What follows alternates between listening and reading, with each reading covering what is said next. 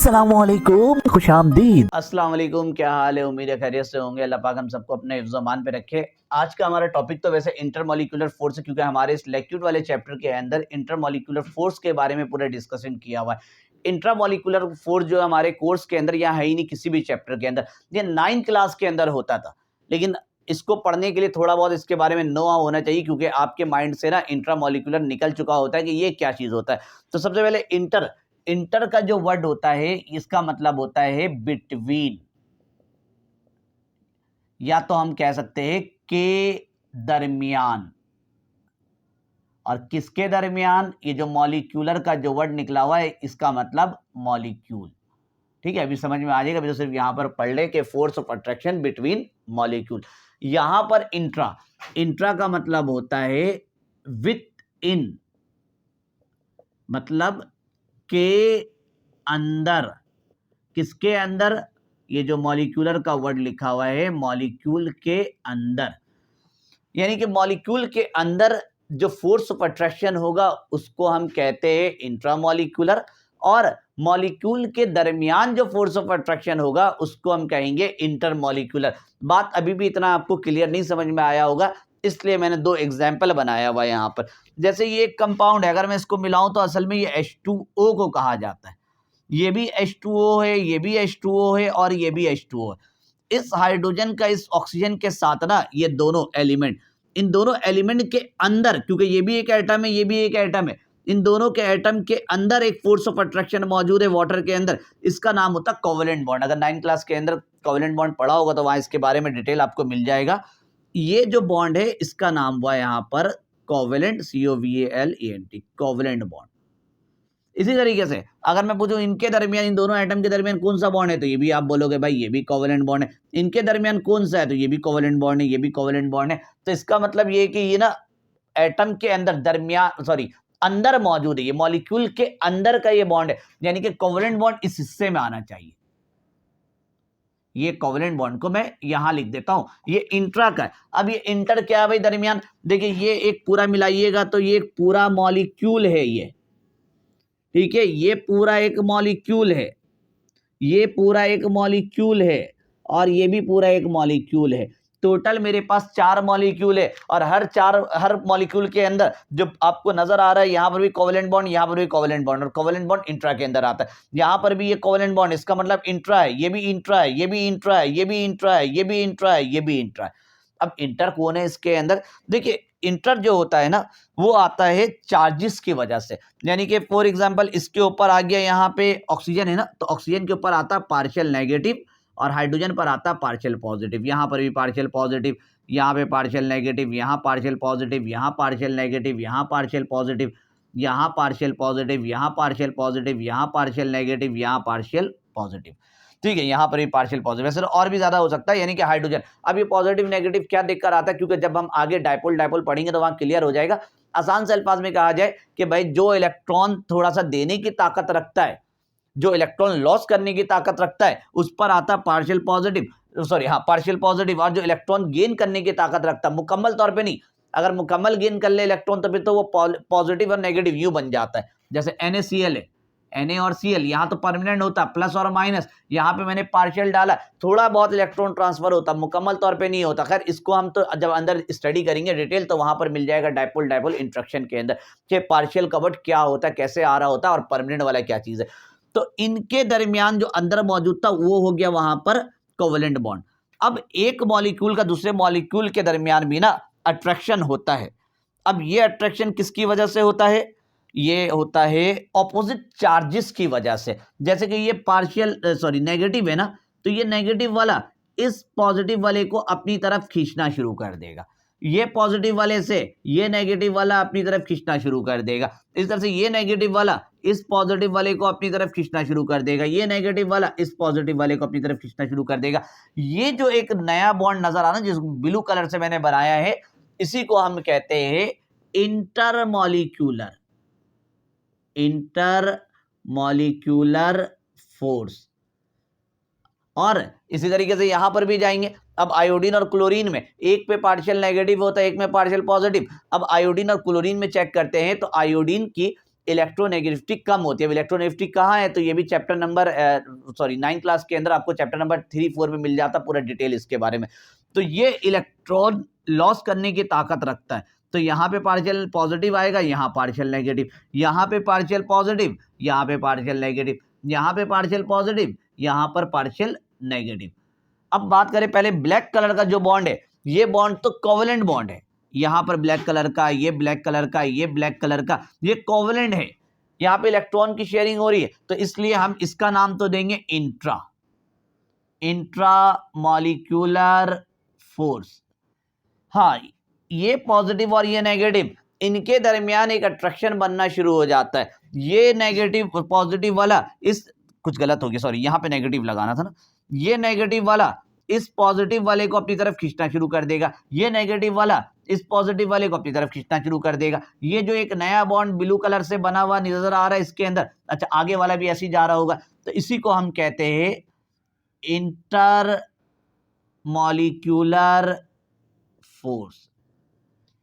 अब intermolecular intramolecular, जैसे कि कोवेलेंट बॉन्ड, तो सिर्फ कोवेलेंट बॉन्ड एक थोड़ी होता है, मतलब सॉरी गलत कह दिया, कोवेलेंट बॉन्ड आपको इंट्रा के अंदर सिर्फ कोवेलेंट बॉन्ड ही एग्जिस्ट नहीं करता है। जैसे अगर मैं यहां बात करूं कि इन दोनों के दरमियान भी तो कोई फोर्स ऑफ अट्रैक्शन है, तो दो एटम के दरमियान, यानी कि मॉलिक्यूल या आप कोई भी कंपाउंड कह दो, कंपाउंड के अंदर ये है और यहां पर दो मॉलिक्यूल के दरमियान का है, ये पूरा एक NaCl है, इसके अंदर जो इंट्रैक्शन है इसको हम बोलते हैं आयोनिक बॉन्ड। तो ये इंट्रा के आयोनिक के कैटेगरी में जाता है, तो ये आपका कोवेलेंट आ जाता है। इसी के अंदर जो आएगा आयोनिक बॉन्ड आ जाएगा, ठीक है, आयोनिक बॉन्ड भी आता है इंट्रामॉलिक्यूलर फोर्स के अंदर। इसके अलावा आयोनिक के अलावा आ जाता है डैटिव बॉन्ड, ठीक है, डैटिव बोलो या तो कोऑर्डिनेट बोलो, कोऑर्डिनेट कोवेलेंट बॉन्ड के नाम से जाना जाता है।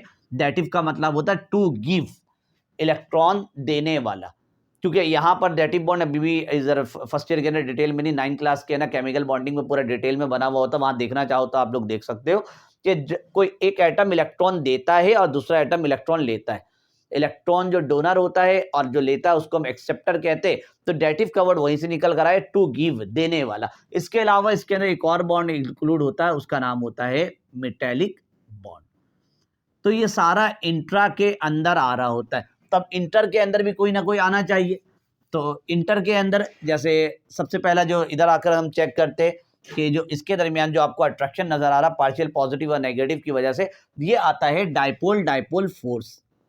डाइपोल डाइपोल फोर्स बोलो या तो इंट्रैक्शन बोलो।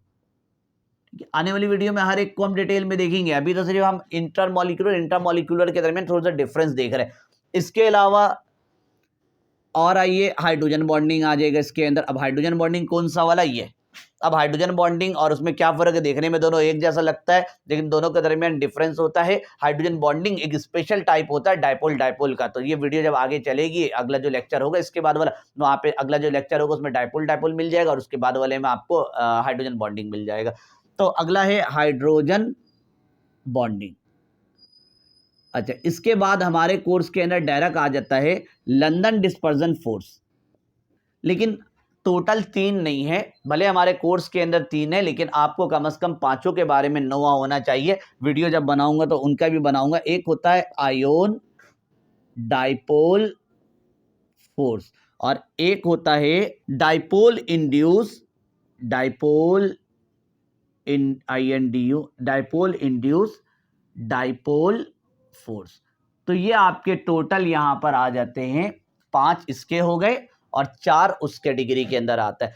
अगर हम बात करेंगे इन दोनों में कि ज्यादा स्ट्रॉन्ग कौन होता है, तो भाई ये जो कोवेलेंट बॉन्ड नजर आ रहा है ना, ये बहुत ज्यादा स्ट्रॉन्ग होता है। यानी कि कोवेलेंट बॉन्ड, अभी चलो कोवेलेंट की बात करते हैं, कोवेलेंट ज्यादा स्ट्रॉन्ग होता है। और ये जो हाइड्रोजन बॉन्डिंग नजर आ रहा है और यहाँ पर भी जो ब्लैक कलर का कोवेलेंट बॉन्ड है और ये जो था यहाँ पर डाइपोल डाइपोल था, तो इंट्रामॉलिक्यूलर ज्यादा स्ट्रॉन्ग होता है और इंटरमॉलिक्यूलर वीक बॉन्ड होता है। तो यहां पे लिख देता हूं, ये होता है मोर स्ट्रॉन्गर,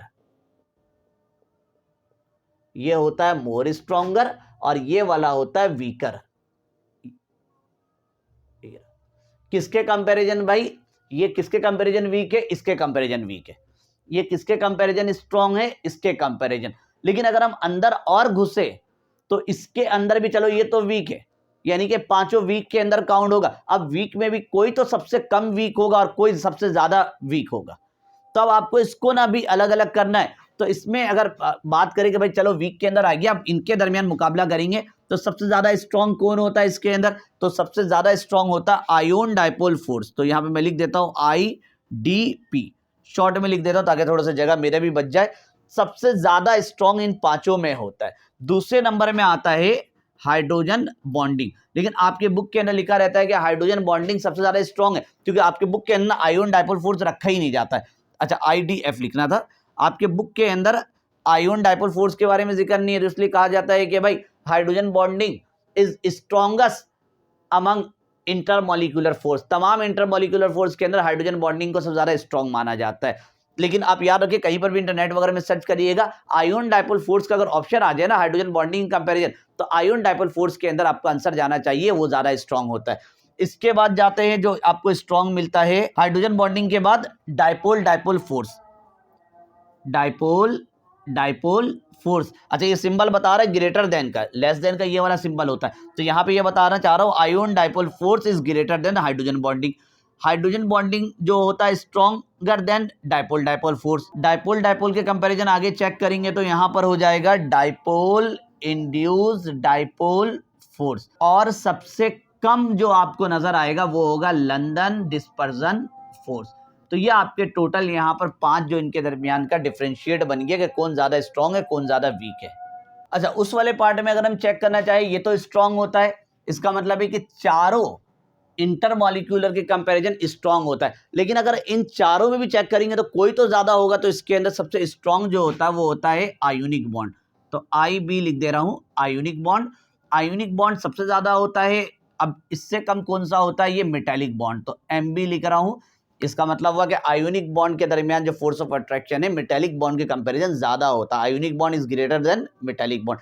अब मेटालिक बॉन्ड के कंपैरिजन चेक करेंगे तो कोवेलेंट और डेटिव ये दोनों एक ही जगह आता है। इसका नाम अगर पूरा लिखा जाए तो dative covalent body coordinate covalent bond कहा जाता है। तो आप इसको यूं लिख सकते हो कि भाई CV लिख दो, यानी कि कोवेलेंट बॉन्ड लिख दो, या तो डेटिव बॉन्ड लिख दो। तो ये आपके पास इसका कंपैरिजन निकल कर आता है। सबसे ज्यादा जो आपको इंट्रामॉलिक्यूलर के अंदर मिलता है आयोनिक बॉन्ड, इसके अंदर फोर्स ऑफ अट्रैक्शन बहुत ज्यादा होता है। अगर इसको अलग करना है तो आपको बहुत ज्यादा एनर्जी देना पड़ता है, उससे कम मेटालिक एनर्जी के बॉन्ड में देना पड़ता है, मेटालिक बॉन्ड वाले में, और सबसे कम जो होता है कोवेलेंट बॉन्ड और डेटिव बॉन्ड।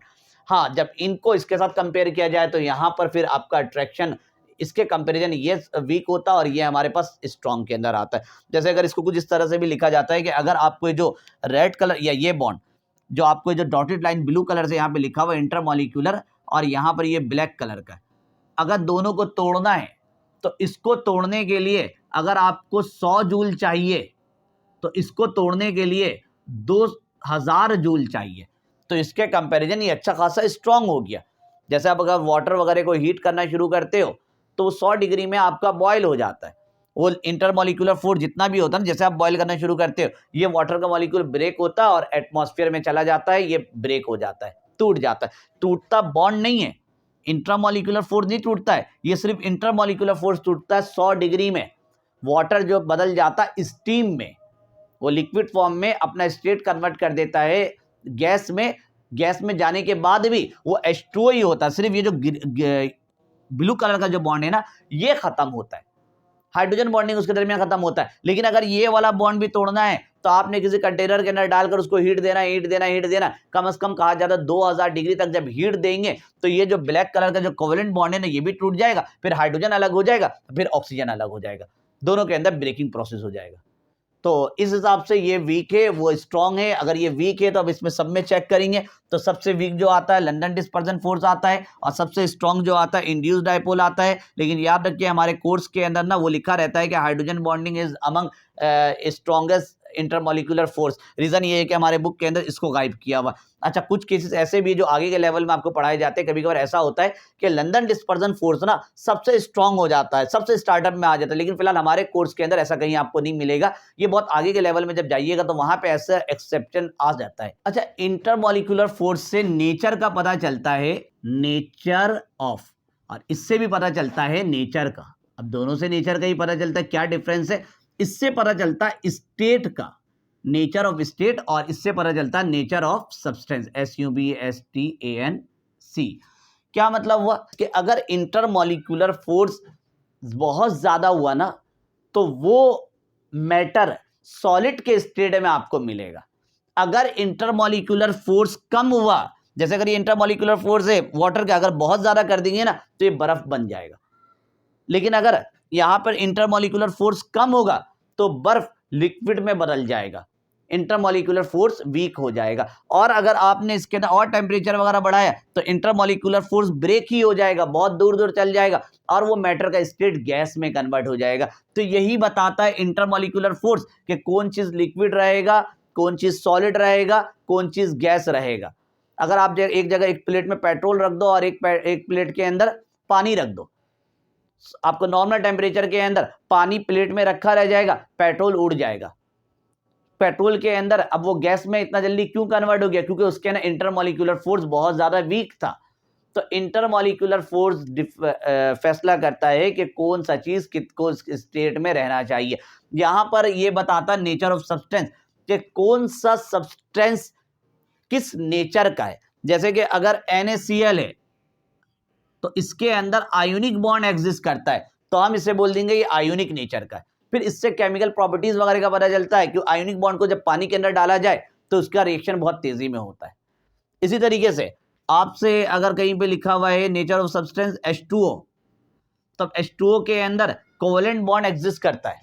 H2O के अंदर जब ब्लैक कलर का कोवेलेंट बॉन्ड एग्जिस्ट करता है तो इसका मतलब ये है कि कोवेलेंट कंपाउंड है। CO2 के अंदर चले जाए, इसके अंदर कोवेलेंट बॉन्ड एग्जिस्ट करता है तो इसका मतलब ये कोवेलेंट कंपाउंड है। तो नेचर के बारे में पता चलता है कि ये आयोनिक नेचर है, ये कोवेलेंट नेचर है, ये कोवेलेंट कंपाउंड है, ये आयोनिक नेचर है, आयोनिक कंपाउंड है, ये कोवेलेंट नेचर है, कोवेलेंट कंपाउंड है। इस तरह से अलग अलग आपको निकल कर आता है। कोई मेटेलिक बॉन्ड जिसके अंदर होगा तो मेटेलिक नेचर वगैरह, मेटेलिक बॉन्ड से मेटेलिक नेचर निकल कर आता है।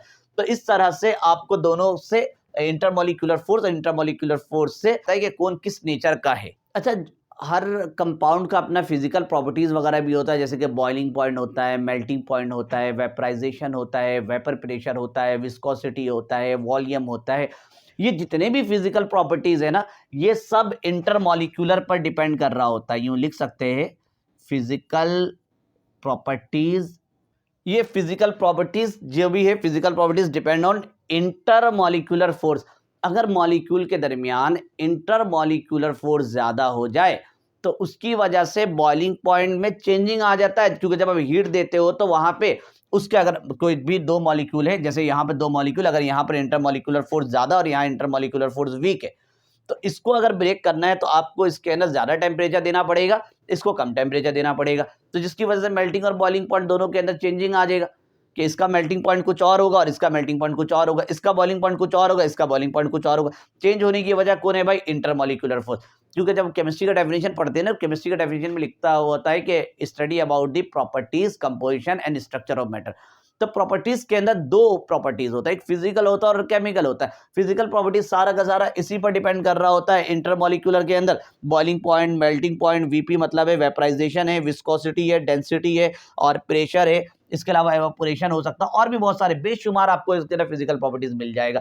तो ये याद रखना है। जबकि जैसे डेफिनेशन में लिखा हुआ होता है कि study about properties, composition, structure of matter. Properties में दो आ गया, एक आ गया फिजिकल और दूसरा आ गया केमिकल। तो केमिकल के अंदर क्या है भाई? जो केमिकल प्रॉपर्टीज होता है, केमिकल प्रॉपर्टीज, ये केमिकल प्रॉपर्टीज किस पे डिपेंड कर रहा होता है? इंट्रामॉलिक्यूलर फोर्स के अंदर। कि भाई कंपाउंड के अंदर कौन सा इंट्रामॉलिक्यूलर फोर्स है, क्या उसके अंदर आयोनिक है?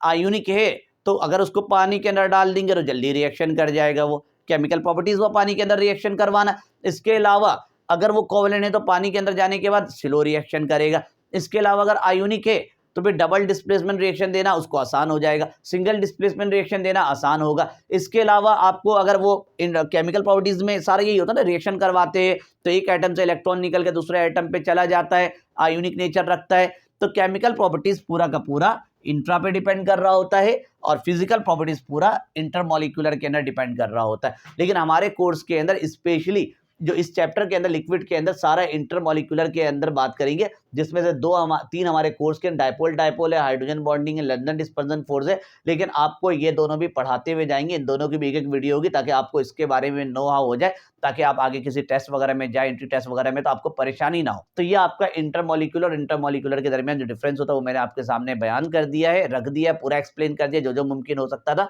तो और भी बहुत सारी चीजें, लेकिन उतना अंदर जाना हमारे लिए मुनासिब नहीं है। तो मिलते हैं अगली वीडियो में dipole dipole force, dipole dipole interaction के अंदर। अल्लाह हाफिज। अच्छा, एक छोटी सी चीज बताना भूल गया था कि इंटर और इंट्रा के अंदर ये तो हो गया कि भाई ये वीक होता है, वो स्ट्रांग होता है। इसके अलावा ये जो बॉन्ड होता है, ये इंटर के अंदर जो ब्लैक कलर का बनाया हुआ है, ये पूरा एक मॉलिक्यूल, इसके अंदर जो बॉन्ड होगा इसको हम कहेंगे इंट्रा, जो इसके अंदर मौजूद है। और इसकी वजह से जो एक नया बॉन्ड जनरेट होगा, ये हमारे पास कहलाता है इंटरमॉलिक्यूलर फोर्स। तो ये वीक होता है, ये स्ट्रांग होता है। ये असल में पहला बॉन्ड यही होता है, क्योंकि ये जल्दी टूटता नहीं है। स्टार्टअप में जब ऑक्सीजन और हाइड्रोजन मिलता है तो यही वाला बॉन्ड पहले बनता है, ये बाद में बनता है। तो एक चीज याद रखिएगा, इस बॉन्ड को हम कहते हैं प्राइमरी बॉन्ड। ठीक है, इसका नाम है प्राइमरी बॉन्ड के नाम से, क्योंकि आपके बुक में इसका नाम तो नहीं लिखा हुआ। इंट्रामॉलिक्यूलर को हम प्राइमरी कहते हैं। और ये जो बाद में जो बनता है ना, डॉटेड लाइन वगैरह से जो वीक बॉन्ड वगैरह हमारे पास बन रहा होता है, तो ये जो है इसका नाम होता है सेकेंडरी बॉन्ड, हमारे बुक में लिखा हुआ है। तो ये इंटरमॉलिक्यूलर का दूसरा नाम है सेकेंडरी बॉन्ड। और आपके बुक में ना ये वीक बॉन्ड के नाम से भी लिखा रहता है कि भाई ये बॉन्ड जो होता है वीक होता है। और आपके बुक में ना एक और नाम से लिखा होगा, वीक वंडरवॉल फोर्स। तो ये छोटा सा चीज था जो मैं बताना भूल गया। अगर पेपर में बाज़ औक़ात आ जाए कि भाई सेकेंडरी बॉन्ड किसको बोलते हैं, इंट्रा को या इंटर को, तो आप उसमें परेशान नहीं हो जाइएगा, ये चीज तो हमें नहीं पढ़ा हुआ था। तो ये सेकेंडरी बॉन्ड जो होता है ये इंटरमॉलिक्यूलर का ही दूसरा नाम है, क्योंकि ये ना बाद में बनता है, ये वक्ती तौर के लिए बनता है। ये लाजमी नहीं है कि वाटर के मॉलिक्यूल के अंदर हो ही, क्योंकि जब वाटर के मॉलिक्यूल को अगर आप 300 डिग्री में लेकर जाओगे तो ये वाला बॉन्ड एग्जिस्ट नहीं करेगा, सिर्फ प्राइमरी बॉन्ड एग्जिस्ट करेगा, ये वाला। ये जो आपको सेकेंडरी बॉन्ड नजर आते हैं नॉर्मल कम टेम्परेचर में ही मिलेगा आपको, जब ये लिक्विड फॉर्म में होता है। स्टीम फॉर्म में जाते ही ये लोग अपना जो सेकेंडरी बॉन्ड है ब्रेक कर देता, खत्म हो जाता है। इसके अंदर भी जाएंगे तो यहाँ पर भी एग्जाम्पल है कि ये वाला जो बॉन्ड है इसको हम प्राइमरी कहेंगे, ये वाला बॉन्ड भी प्राइमरी है और ये वाला भी बॉन्ड प्राइमरी है। सेकेंडरी के अंदर कौन आएगा, ये जो हम यहाँ पर इस तरह से बना रहे हैं अलग से, तो ये जो बॉन्ड है इसी बॉन्ड को हम सेकेंडरी बॉन्ड कहेंगे। अब सेकेंडरी बोलो या तो इसको वीक वंडरवॉल फोर्स बोलो या वीक बॉन्ड बोलो, जो नाम लेना चाहो आप ले सकते हो। तो एक छोटा सा हिस्सा मुझे याद आया था तो मैंने कहा ये भी आपको बता दूं। तो मिलते हैं आपसे अगली वीडियो में डायपोल डायपोल इंट्रैक्शन वाले में। अल्लाह हाफिज।